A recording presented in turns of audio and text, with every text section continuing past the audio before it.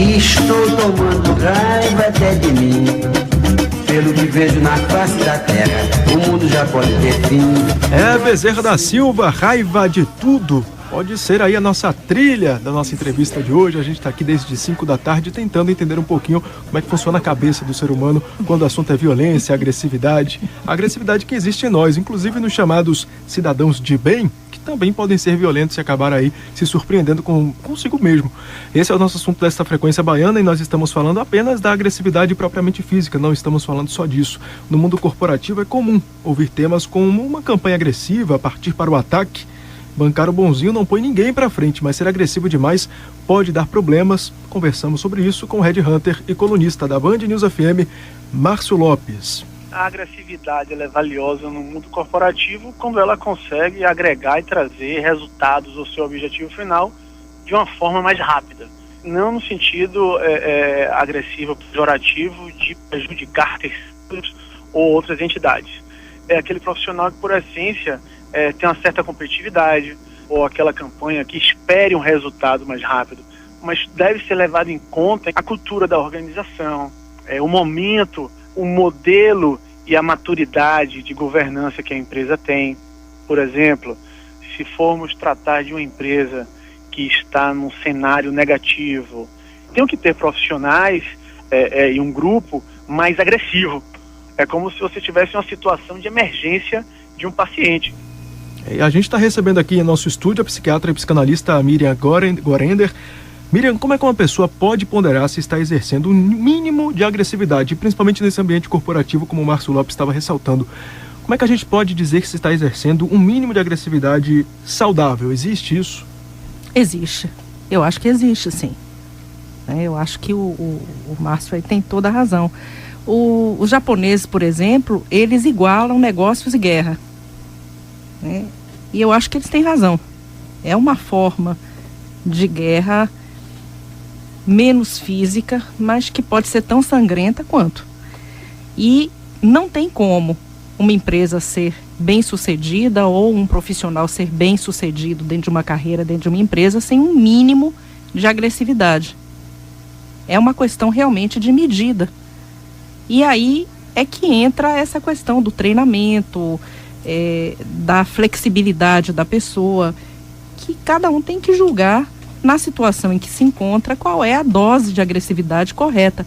Olha, por exemplo, a presidenta Dilma. Você vai dizer que ela é uma pessoa que não tem uma agressividade? Ela tem que ter. Na verdade, eu acho que ela está tendo uma gestão bastante bem sucedida e ela é agressiva. Ela persegue agressivamente as metas dela. Então tem muito a ver com personalidade também, né? Geralmente pessoas que sabem se impor, que sabem emitir a opinião de maneira muito embasada, são geralmente esse perfil agressivo saudável que a gente está dizendo aqui. Não sei se eu posso dizer saudável, mas é mais bem sucedido. Isso coloca muito em desvantagem pessoas mais tímidas, mais introvertidas. Mas é curioso, ultimamente tem havido uma valorização maior dessas pessoas mais introvertidas, que falam menos, mas que podem ter ideias valiosas. Trazendo isso para um ambiente, para uma relação homem e mulher, dentro de casa, para uma relação doméstica, como é que funciona isso? Geralmente não funciona. E geralmente é a mulher, né, que tem mais esse papel de se mostrar mais agressiva no falar, no agir, no se posicionar, ou é um preconceito meu? Eu acho que é um preconceito. O grande índice de violência tem estado do lado masculino. A gente sempre associa a violência física ao lado masculino e essa violência, digamos assim, essa agressividade verbal mais a mulher. Pelo menos eu tenho essa sensação. Até porque a menina é muito reprimida em termos de se expressar fisicamente. Você vê que um menininho que dá um tapa, o pai já vem todo orgulhoso. Se a menininha fizer isso, é muito feio. Então eu acho que é muito mais por aí. Então, como essa via de expressão de agressividade é negada à mulher, ela acaba se dirigindo muito mais a uma expressão verbal de violência, que pode ser uma coisa muito forte. E essa postura feminina pode estar relacionada também com uma posição de defesa, atacar para se defender, no caso de mulheres se sentirem até no ambiente de trabalho, voltando um pouquinho para o ambiente corporativo, se sentirem em desvantagem em algum momento com relação ao homem no mercado de trabalho. Ela pode ter esse comportamento agressivo como essa... Compensatório, sim, com certeza. Com certeza, porque ainda hoje, geralmente a mulher tem que ser melhor para ser considerada de forma igual. É verdade. Então, eu acho que tem que haver uma agressividade maior mesmo. É muito comum. Qual o limite, Miriam? Eu acho que o limite é sempre o outro. Eu acho que o limite é sempre a questão ética do dano que você vai causar ao outro. Não tem como você ser agressivo sem prejudicar de alguma forma. Isso é implícito. Mas até onde vai esse prejuízo?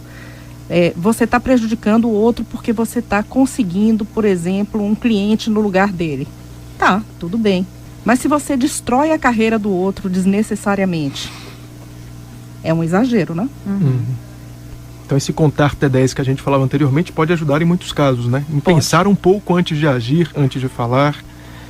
Pensa pelo menos 10 segundos aí que você vai conseguir ter uma resposta. Que uma porção desses atos não tem volta.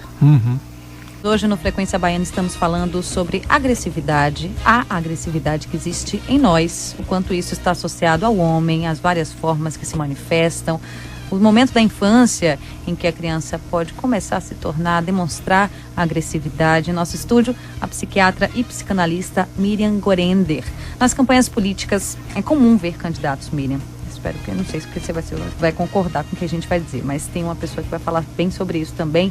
A gente vê candidatos perdendo pontos, às vezes, com o eleitorado, por não passarem uma imagem combativa. A gente estava falando no último bloco aí sobre essa necessidade de ser agressivo em alguns casos. Na política, às vezes, também é necessário. Nós falamos sobre isso com um conferencista, especialista em programação neurolinguística, Cal Mascarenhas. Vamos ouvir. Nós vimos há algum tempo o primeiro dos debates entre os candidatos à presidência americana, né, nos Estados Unidos, em que as pessoas criticaram muito o atual presidente, o Obama, porque ele não foi tão combativo. E ele deu uma impressão de que era alguém um pouco mais submisso do que aquilo que os eleitores estavam esperando. Já nesse segundo debate, ele já demonstrou uma força, uma pujança maior. Então, até mesmo esse senso de combatividade, ele pode ser bem visto ou mal visto, a depender de cultura e a depender do que seja o conjunto de conteúdo que os candidatos estão expressando. Você acompanhou, Miriam, as eleições norte-americanas? Acompanhei. Concorda com o Cal? Olha, concordo em parte. Vou explicar por quê. O debate em si, assim, a ocasião do debate é uma luta. É um ringue. É um ringue. E realmente ganha eleitorado quem se sair melhor em termos de estratégia. Não é simplesmente a questão da agressividade, né?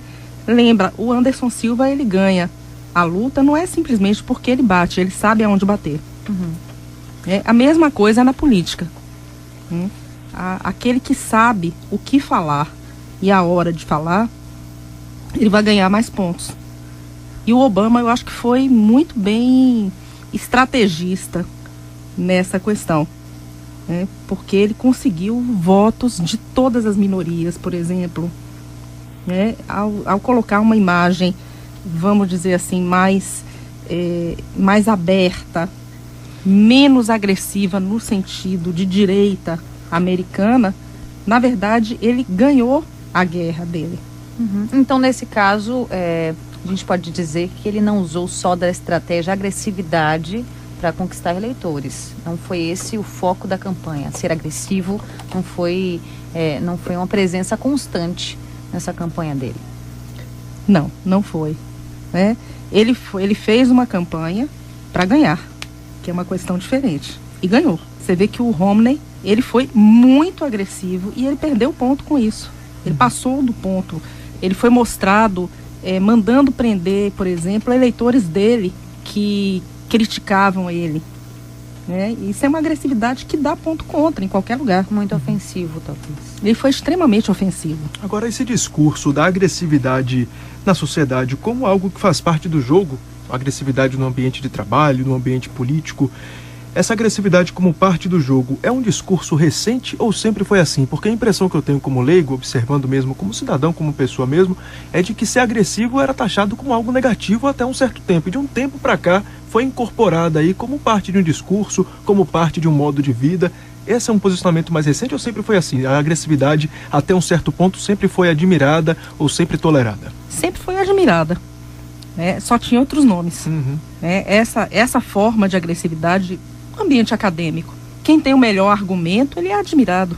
Quem ganha, se você lê os clássicos, tem um cidadão, por exemplo, que se chama Tácito, que tem um livro chamado Anais, que conta uma boa parte da história de Roma, da história política.